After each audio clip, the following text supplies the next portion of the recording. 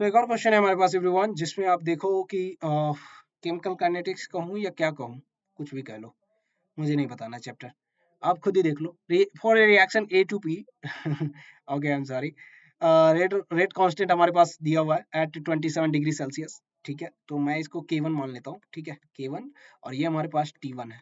ठीक है, 27 degree Celsius को मैं 300 केल्विन भी लिख सकता हूँ, किसी को कोई तकलीफ नहीं है। K1 हमारे पास 1.5 multiplied by 10 to the power -3 है, सॉरी 3 है, प्लस में 3। ठीक है, कोई बात नहीं, हमें कोई टेंशन की बात ही नहीं है। K2 हमारे पास दिया हुआ है, K2 हमारे पास दिया हुआ है 4.5 multiplied by 10 to the power 3। ठीक है, बहुत अच्छी बात है। और क्या दिया हुआ है, ये हमारे पास दिया हुआ है 60 किलो जूल। ठीक है, बहुत अच्छी बात है। Temperature in degree Celsius at rate constant के, ओके, टी हमें पूछा है, T2 हमें पूछा है एवरीवन। ठीक है, और क्या दिया हुआ है, बस और की जरूरत ही नहीं है, मैं बता देता हूँ कौन सा फॉर्मूला यूज करना है। log K2 by K1 is equal to हो जाएगा EA upon 2.303 R 1/T1 minus 1/T2, याद आया? ठीक है, 1/T1 माइनस 1/T2। तो यहाँ पे K1 बाई K2 को पुट करोगे तो ये क्या हो जाएगा, 4.5 डिवाइडेड बाई 1.5, तो 15 45, हाँ 3 आ जाएगा। log 3 इज इक्वल टू हमारे पास EA कितना है, EA हमारे पास कितना है, 60 है, किलो जूल है, याद रखना, 10 टू द पावर 3।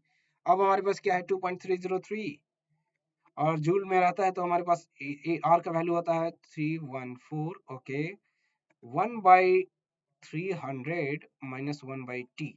ठीक है, ये सही है ना? हाँ बिल्कुल, ये हमारे पास कैलकुलेशन का पार्ट आ रहा है। ठीक है, कोई नहीं, कर लेते हैं ना।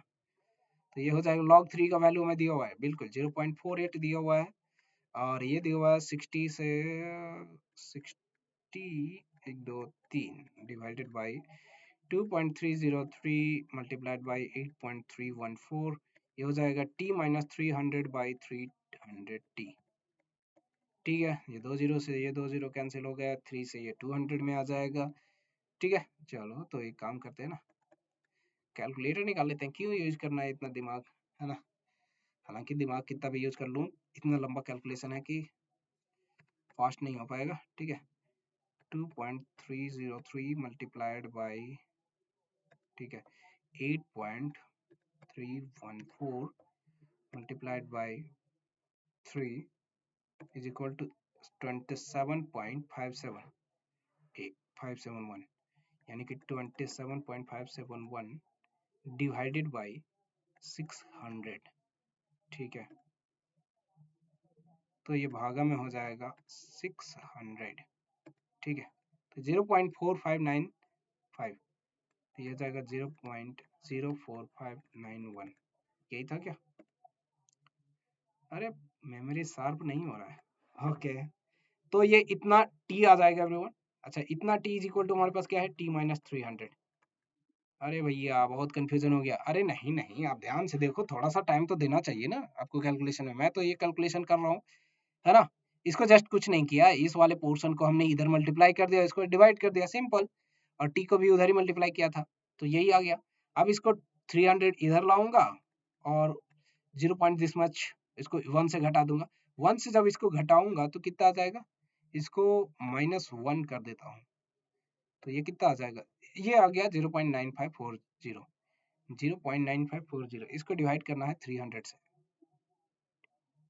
तो ये हो जाएगा 0.9504, यही है क्या? 40 है भाई, 40T, इतना हमारे पास है।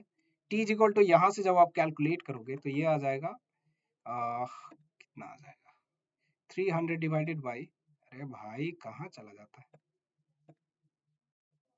ओके, 300 डिवाइडेड बाई 0.9540, ये आता है 314.46, 314.46।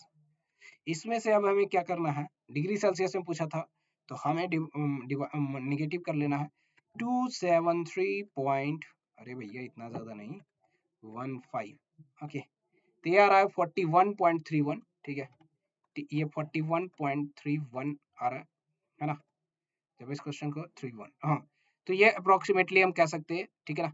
हालांकि ये 3 जो है 5 से कम है, तो ये हम 41 भी लिख सकते हैं अप्रोक्सीमेट, क्योंकि हमें इंटीजर में बताना है।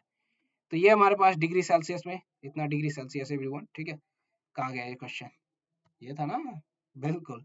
तो यहाँ पे हमारे पास क्या हो जाएगा, 41 है भैया, बिल्कुल नहीं गलती करना है। तो 41 is the right answer everyone, देख लेना एक बार कैलकुलेशन आप, ठीक है। चलो आगे बढ़ते हैं एवरीवन, बहुत अच्छी क्वेश्चन थी, मतलब बहुत अच्छा क्वेश्चन था, है ना। चलो कैलकुलेशन बहुत लंबा टाइम हो गया, ओके कोई बात नहीं।